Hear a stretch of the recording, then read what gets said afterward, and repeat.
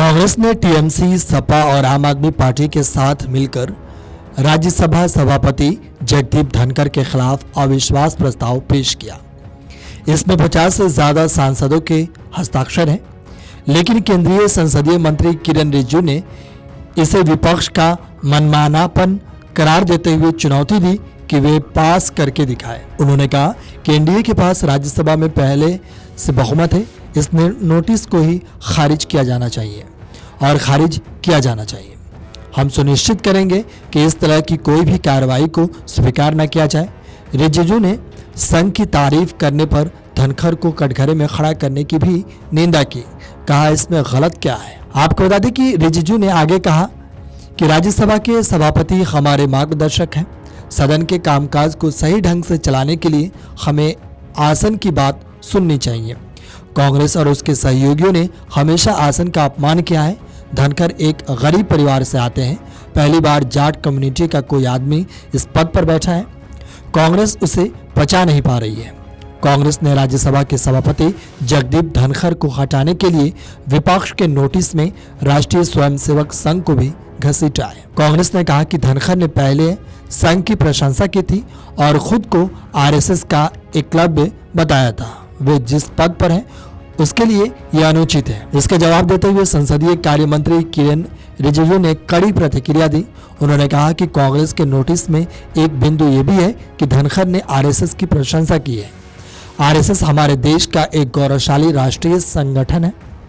RSS की प्रशंसा करने में क्या गलत है। भारत में किसी भी ऐसे संगठन की प्रशंसा की जा सकती है जो वास्तविक हो और अवैध न हो। किरेन रिजिजू ने आगे कहा कि मुझे आश्चर्य है कि कांग्रेस ने उपराष्ट्रपति द्वारा आरएसएस के बारे में अच्छी बातें कहने पर आपत्ति कैसे जताई।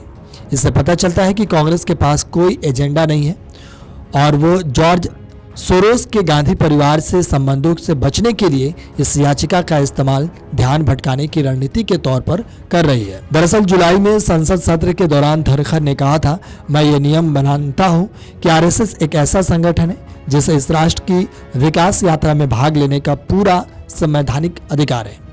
इस संगठन की साख बेदाग है। इसमें ऐसे लोग शामिल हैं जो निस्वार्थ भाव से राष्ट्र की सेवा के लिए प्रतिबद्ध है। धनखड़ ने आरएसएस को उच्चतम स्तर का वैश्विक थिंक टैंक भी बताया था। आपको बता दें कि राज्यसभा के सभापति जगदीप धनखड़ के खिलाफ अविश्वास प्रस्ताव लाने की पहल तो कांग्रेस की तरफ से हुई, लेकिन अब तो पूरा इंडिया ब्लॉक साथ खड़ा लग रहा था। हालांकि यह ममता बनर्जी के सपोर्ट में लालू यादव का बयान आने से पहले की बात है।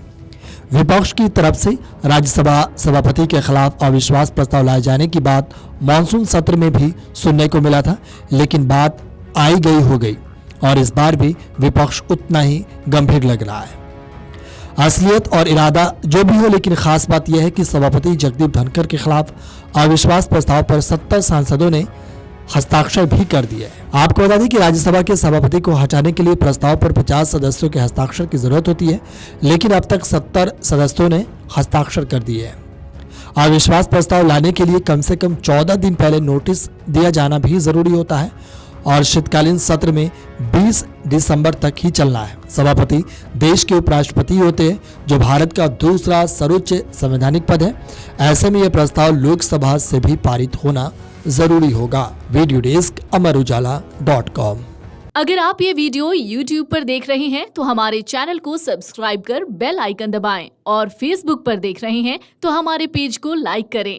8 मिलियन प्लस सब्सक्राइबर, आपके इस भरोसे के लिए बहुत धन्यवाद।